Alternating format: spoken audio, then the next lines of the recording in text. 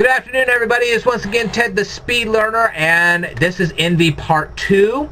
The reason why I made the follow-up to this is because of people that try to pressure people into getting married, alright? And I wanted to clear that one up real quick. You can actually cause somebody to get into a far worse situation than if they had not gotten into a marriage at all. The reason I say that is, look at David, look at Solomon, look at Samson, okay?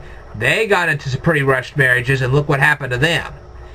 So, before you stand there and say, well, I think you should get married right now, let me tell you something. You can create more problems than you think.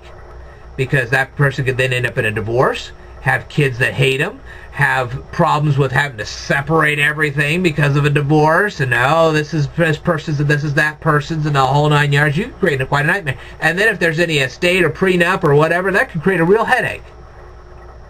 Not to mention the fact that now that they're divorced, then they have to go find another mate. That could be bad. So like I said, you don't want to pressure somebody into getting married. It's God's timing, God's person. Remember, Adam was paired up with Eve. Not Sally, not Beth, not Ruth, not anybody. He was paired up with Eve because Eve was the right partner to Adam. And God knew that. Abraham and Sarah, Sarah was the right partner for Abraham, so on and so forth.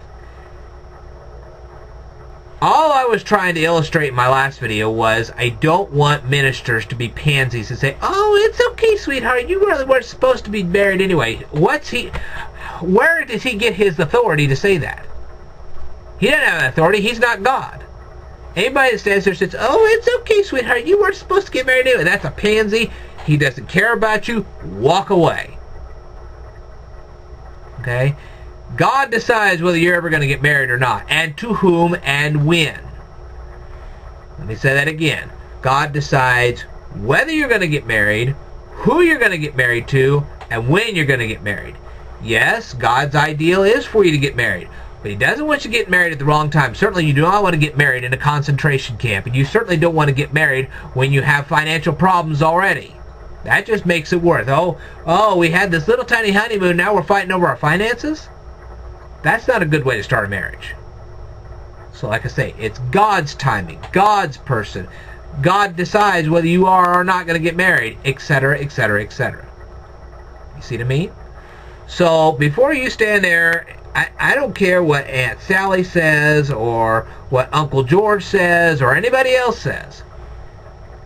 God doesn't want you to get married right now. You're not going to get married. If you try to force it, your life's going to be real bad. It's going to be really, really bad.